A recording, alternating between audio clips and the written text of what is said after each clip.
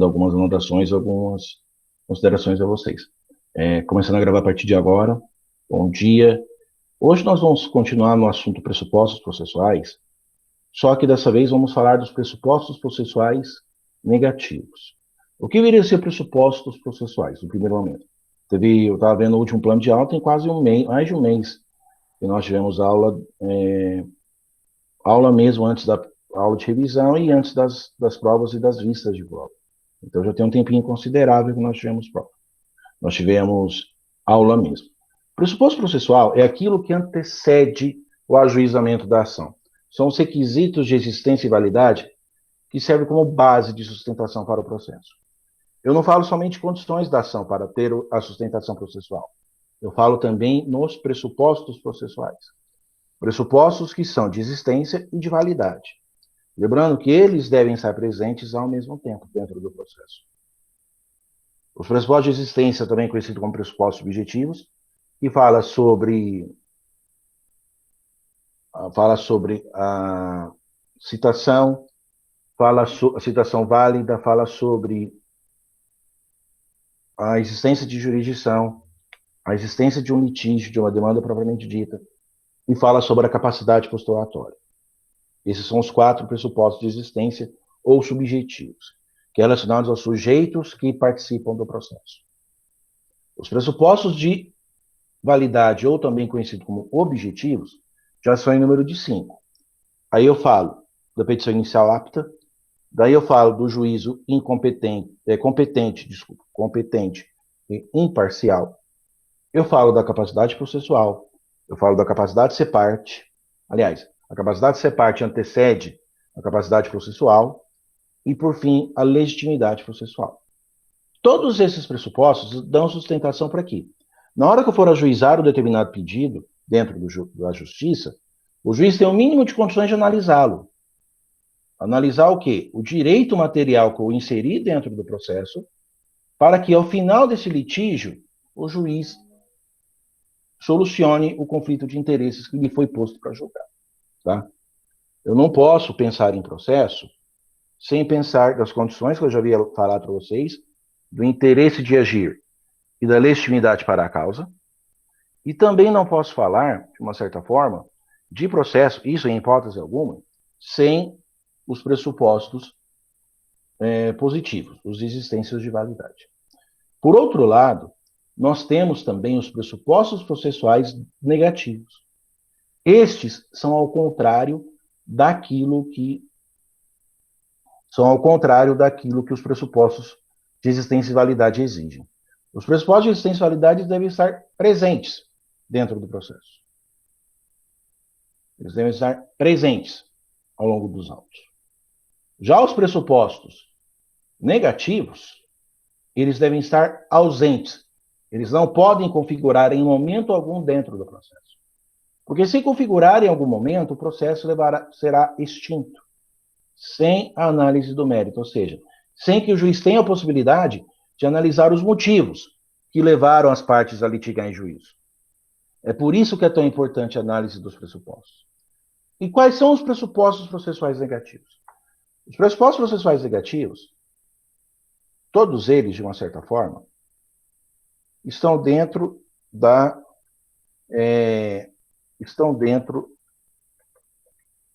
do Código de Processo Civil. Os processuais negativos. O primeiro deles é o que a gente chama de litispendência. Está lá no artigo 337. Opa. 337. Caramba, teclado ruim. 337, parágrafo 3º do CPC. O que seria litispendência? É a fusão de duas palavras. Litis, lide. Pendência, pendente. É uma lide pendente de julgamento. Lembram quando eu falei para vocês sobre os elementos que compõem a ação? Vamos relembrar quais são os elementos que compõem a ação. Partes, pedido, causa de pedido. 3 elementos que são peculiares de cada ação. É como se fosse o DNA da ação. Eu só posso ter uma em cada processo. Por exemplo, vou falar pelos rostos que eu estou vendo aqui das fotografias. Suponhamos que a Bárbara, por algum motivo, ajuize processo contra a Anne. Por exemplo, alegando eventual rescisão contratual. A Bárbara fez um contrato de prestação de serviços e a Anne não tenha cumprido, por exemplo. A Bárbara vai ajuizar uma ação judicial pedindo a rescisão contratual, mas a eventual reparação de danos. A Bárbara é autora, a Anne é ré. A causa de pedir pauta-se no contrato que foi celebrado entre as partes e não foi cumprido, e o pedido seria referente à rescisão do contrato, que o juiz reconheça a inexistência do contrato por sentença, e ainda venha condenar a Anne a uma reparação de danos, pagamento de multa, questões atinentes ao contrato. Ou seja, eu consegui identificar exatamente os três elementos: partes, pedido, causa de pedido. A Bárbara só pode ajuizar uma única ação para questionar o contrato que ela celebrou com a Anne e entende que esse contrato foi quebrado. Só uma ação. Ela não pode ajuizar mais de uma ação pleiteando as mesmas coisas. Agora, suponhamos que a Bárbara sofre de crise de ansiedade, quer que a treta seja resolvida logo e quer resolver o problema de uma vez por todas. Ela ajuizou a ação tem 6 meses, mas queria que a sentença tivesse sido dada ontem. Ansiosa, quer resolver o problema, quer se livrar do contrato, enfim. Quer se livrar do abacaxi que protocolou. Mas ela acha que o juiz que está mexendo na causa dela é muito lento. O juiz, entre aspas, sentou no processo e não julga mais nada. Ela vai e entra com a ação de novo. A mesma ação. Faz um Ctrl+C, Ctrl+V. Só que ela protocola em outro juízo, não naquele. Ela pode fazer isso? Já adianto. Resposta. Vou até colocar em caixa alta. Não pode repetir a ação que está em curso. Tá? Ou seja, a Bárbara não pode entrar com a ação de novo contra a Anne. Ela tem que esperar o resultado do julgamento da primeira ação que ela propôs, para depois ver o que vai acontecer. Tá? Porque dependendo do resultado do julgamento, ela pode entrar de novo. Se, por um acaso, o juiz, vamos supor que reconheça uma eventual,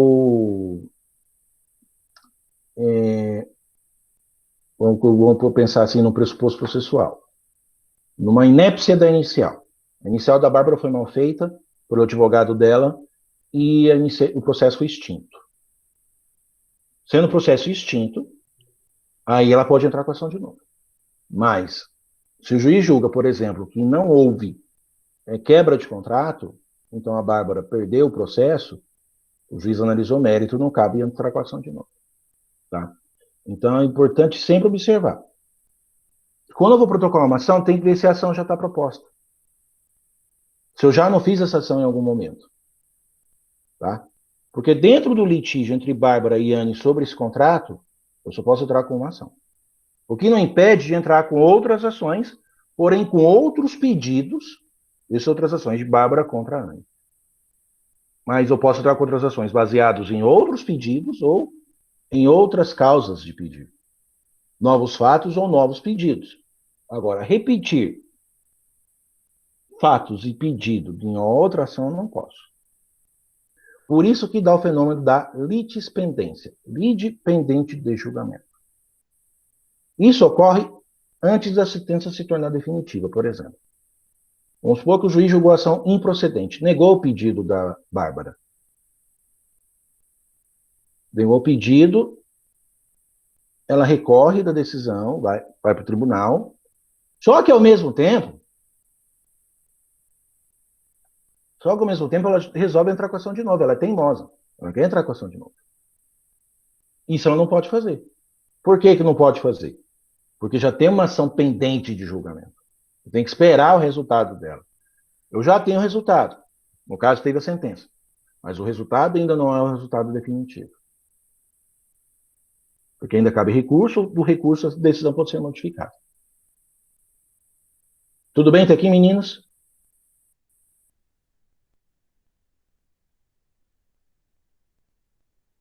Pela Amanda, tranquilo. Pela Anne também. Engraçado foi pela ordem, elas responderam pela ordem de chegada na aula. Né? A Amanda chegou primeiro, a Anne depois. Os demais também. Beleza. Pessoal, agora nós vamos falar do outro fenômeno, que é o da coisa julgada. Tá? É outro pressuposto processual negativo.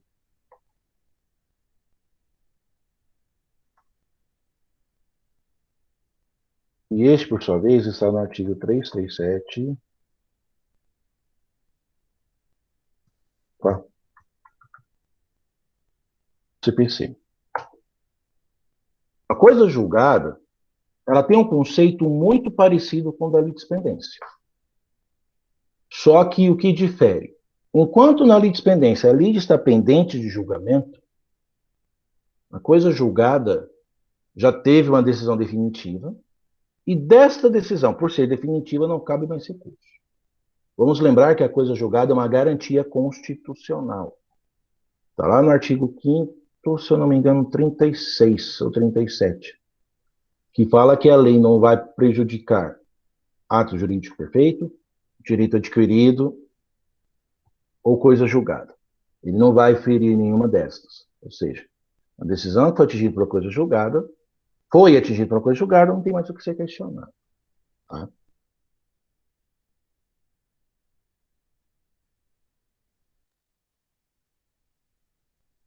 São os 3 elementos da ação. Eu só posso protocolar uma única ação, repito. E se essa ação já tiver uma sentença da qual não caiba mais recurso, eu não posso mais entrar com a ação de novo. Porque, em regra. Por quê? Ela fez lei entre as partes. A coisa julgada eu não posso alterar. Eu só poderia, talvez, alterar se a coisa julgada fosse dentro do processo. O que a gente chama de coisa julgada formal.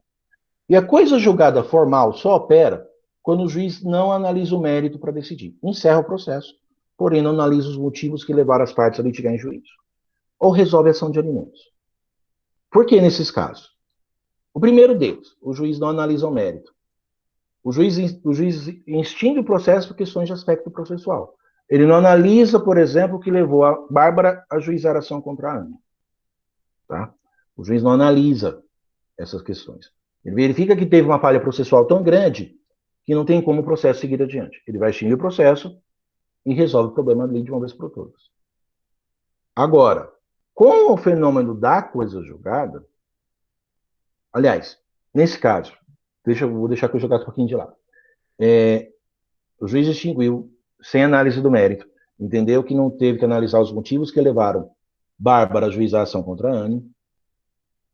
A Bárbara resolve não recorrer da decisão e, não recorrendo dessa decisão, faz coisa julgada formal.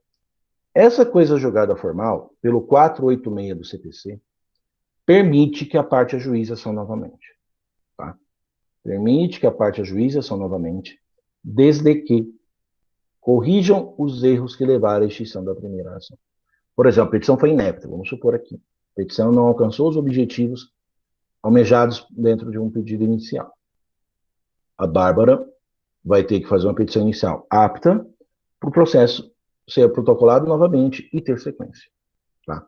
Dentro dessa perspectiva, eu posso entrar com a ação de novo. E da ação de alimentos, eu posso rever os valores que fixaram os alimentos. Por quê?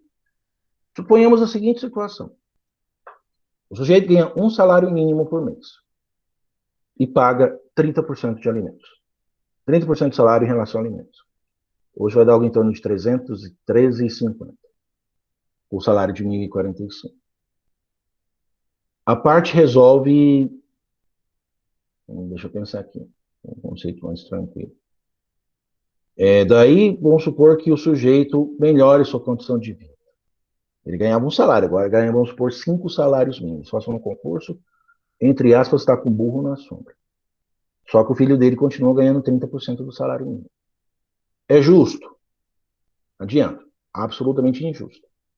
Porque os alimentos têm que ser fixados. Analisando. O salário de quem paga é a necessidade de quem recebe. Daí a mãe que cuida do menor, pode ajuizar a ação em nome desse menor, pedindo o aumento da pensão alimentícia. Por exemplo, para pagar, talvez, ao invés de 30% do salário mínimo, um salário mínimo, aumenta para mim 45%. Melhora a situação da criança e não atrapalha a situação do pai, porque ele vai continuar 4 salários para poder manter suas necessidades básicas.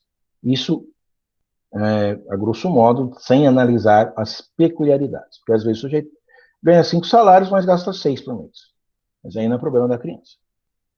Então, gente, nesse caso, ele pode modificar a coisa julgada. Só nesses dois. Agora voltando ao exemplo da Bárbara e da Anne. Suponhamos que o juiz entenda que não teve razão para rescindir o contrato entre as duas. O juiz extingue o processo sem análise do mérito, com análise do mérito, que se ele analisa o contrato, ele analisa os motivos que levaram a Bárbara a litigar em juízo. Daí ele analisa, verifica que a Bárbara não teve êxito em provar o seu direito, e o juiz nega o pedido da Bárbara. Negou, a Bárbara, por algum motivo, não recorreu da decisão, só que depois ela resolve entrar com a ação de novo. Resultado. Aí ela já não pode mais, por quê? O juiz analisou o mérito do pedido dela. Ele analisou o pedido, analisou o contrato que ela está discutindo. Se analisou o contrato, fez o que a gente chama de coisa julgada material. Analisou o direito material. Aí, neste caso, fez coisa julgada, acabou. Aí, se ela resolve entrar com a ação de novo, mesmo feito a coisa julgada, material, o juiz vai pedir pela ocorrência dessa coisa julgada, numa ação anterior que impede o julgamento da ação posterior. Pessoal, tá tudo bem até aqui?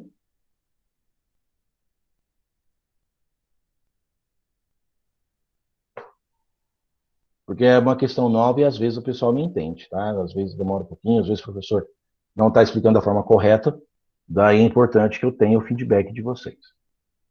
Agora nós vamos falar do outro fenômeno de pressupostos processuais, que é a perempção. A perempção, ela está nos artigos 485, 5 e 486. Opa.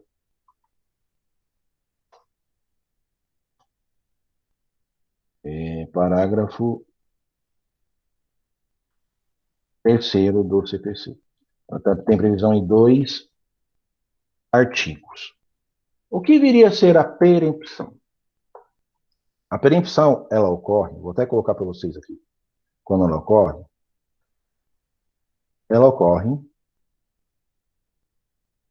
quando o autor dá motivos para 3 extinções de processo, abandono, o fundamento do artigo 485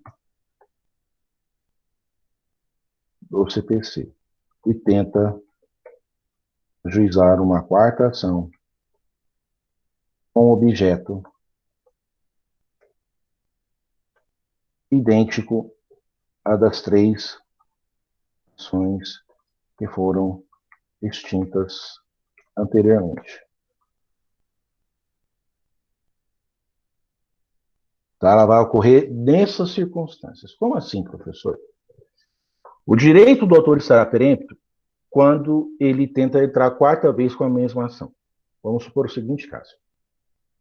Vou dar um descanso um pouquinho para a Bárbara e para a Anne, e vamos colocar aqui Melissa e Tatiane. Vamos colocar aqui, por exemplo, que a Melissa move uma ação contra a Tatiane por uma reparação por danos morais. Vamos supor que tenha esquentado o crime entre as duas e a Melissa se sentiu ofendida, vai entrar com a ação contra a Tatiane. Apenas exemplos hipotéticos. A Melissa entra com a ação judicial, dos trâmites normais, contrata advogado, entra com a ação e vai tentar citar a Tatiane. Só que O endereço da Tatiane não é esse, não é o que a Melissa aponta. É um endereço equivocado. Daí o juiz dá um prazo para a Melissa arrumar o endereço correto da Tatiane, para que a Tatiane seja citada. Só que a advogada que a Melissa contratou demorou muito para poder fazer esse pedido. E o 485, inciso 3º, descreve que quando o autor abandona a causa por mais de 30 dias, ou seja, não movimenta o processo por mais de 30 dias, pode ocorrer extinção por abandono de causa. E é exatamente isso que acontece. A advogada da Melissa não fez a questão no momento adequado e extinguiu a ação pelo abandono de causa. A primeira ação. Nada impede, nesse caso, como o juiz não analisou o mérito, que ele entre com a segunda ação. Que a Melissa entre com a segunda ação. E é justamente o que acontece. A Melissa entra com a segunda ação. Porque quer processar a Tatiane, quer os danos, quer a moral dela reparada. Só que acontece o mesmo problema. Acontece a mesma questão. A advogada não cumpre o prazo e o processo é extinto a segunda vez. Nada impede que a Melissa entre uma terceira vez. Insista com a advogada, doutora, não dá, né? Ou a senhora trabalha ou eu vou trocar de advogada. A advogada fala, tudo bem. Aí a Melissa troca de advogada, entra com a terceira ação. Contrata outro advogado, o advogado entra com a ação novamente. Como são os mesmos elementos, não tem problema trocar advogado. Se a causa de pedido e as partes é a mesma, não tem problema. Pode trocar de advogado à vontade. Aí entra com a terceira ação contra a advogada. Ela cansou da advogada desidiosa, que não cumpre os prazos. Muito bem. A Melissa contrata esse advogado, ele entra com a ação. Só que imputa o mesmo problema. Não arruma o endereço a Tatiane. Ela se esconde. Ninguém acha a Tatiane. O juiz procura advogado para dar o prazo para a Melissa arrumar o endereço para a Tatiane ser citada. A Melissa arruma, entrega para o advogado peticiona no processo e não acha de novo. A Tatiane está se escondendo. Sabe cargas d'água onde mais está se escondendo. É brincadeira, viu, Tatiane? Mas procura e não acha. E nesse tempo o processo fica parado por 30 dias. Fica parado por 30 dias, e o juiz extingue a terceira vez por abandono de causa. Aí a Melissa tenta entrar a quarta vez. Mas aí não dá mais. Na quarta vez, ocorre o fenômeno da perempção e a Melissa não pode entrar com a ação de novo. Ainda bem que é brincadeira, né? Não, mas qualquer coisa, se eu precisasse localizar, tem endereço do Dr. Geilson, é fácil achar. Mas brincadeiras à parte. Brincadeiras à parte. Mas essa questão não acontece com muita frequência, não. A perempção, porque hoje é fácil, por exemplo, a questão da localização do endereço. E outra, o sujeito dá 3 vezes extinção por abandono de causa, é muita desídia do autor. Muita falta de compromisso com o processo. Né? Então é uma questão bem delicada. Então é importantíssimo que dificilmente isso vai ocorrer na prática. Agora, se acontecer, a autora não pode entrar com a ação de novo. E se por um acaso tiver uma ação da ré contra a autora? Aí, dentro do próprio parágrafo 3º do 486, é possível utilizar a matéria que ela usaria na ação contra a Tatiane como defesa. Tá? Mas a questão da perempção, na prática, é muito difícil ocorrer, e no meu modesto ponto de vista, houve uma falha grotesca do legislador. O porquê dessa falha grotesca do legislador? Pelo simples fato de que ele poderia ter reduzido, por exemplo, de 3 para 2, como ele fez no caso da citação por hora certa. A citação por hora certa era 3 tentativas que o oficial de justiça tinha de ir na casa do sujeito e se sentisse que o sujeito se esconde para não ser citado, ele poderia marcar uma hora e ter que ir lá e a pessoa tinha que estar de todo jeito. Como está no 252 para frente. Agora reduziu de 3 para 2. Poderia ter feito a mesma coisa com a perempção. Mas, infelizmente, não foi isso que ocorreu. Infelizmente, foi a manutenção das 3 vezes para que seja um fenômeno que existe é aplicado, só que raríssimas vezes, considerando as facilidades que se tem hoje de impulsionar o processo. Principalmente quando eu falo de endereço. Porque hoje posso constatar o. Desculpa. O endereço é fácil de achar. Eu posso pegar os bancos de dados existentes e posso achar com a maior facilidade possível. Não precisa de maiores problemas. Maiores dificuldades em localização do endereço do réu. Então, pessoal, esses são os 3 pressupostos negativos. Eles não podem estar presentes ao mesmo tempo no processo. Aliás, ao mesmo tempo não. Eles não podem, nenhum deles estar presente no processo. É negativo porque eles devem estar ausentes, os 3. Tá? Os 3 pressupostos devem estar ausentes dentro do processo. Se um deles estiver presente, o processo é extinto. Porque ele vai de encontro à estrutura do processo. Principalmente quanto às partes ao pedido que é feito. Porque eu só posso, por exemplo, no caso da questão Melissa e Tatiane. Vamos dizer, Melissa, Tatiane, Bárbara e Anne. Eu só posso ter uma ação envolvendo o mesmo litígio, envolvendo a mesma causa de pedido e com o mesmo pedido.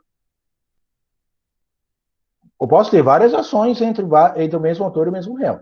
Só que causa de pedir é o pedido diferente. Agora, repetir os mesmos ipsis literis sempre, eu não posso fazer. Tudo bem, gente? Quanto aos pressupostos negativos?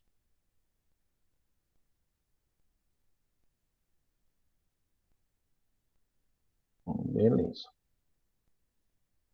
Então, pessoal, eu vou, por hoje, encerrar a aula e vou deixar com vocês um tempo para responder a questão, tá?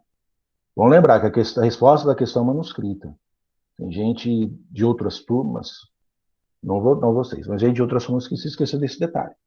Manda para mim, manda digitado. Não, tem que ser manuscrito, tá? Manuscrito, uma forma de também ajudar a fixação do conteúdo, porque a pessoa usa mais o sentido para escrever. Ela usa a visão, ela usa o tato para escrever e vai forçando mais o cérebro e facilita na assimilação de conteúdo. Tudo bem? Então, eu vou deixá-los fazendo as questões, desde já agradecendo a presença dos senhores, a presença das senhoras e dos senhores aqui na aula, agradecendo a audiência. Um bom dia a todos, eu desejo um bom dia a todos, um bom restinho de semana. Vamos continuar estudando, evitar sair de casa ao máximo se tiver que sair usar máscara.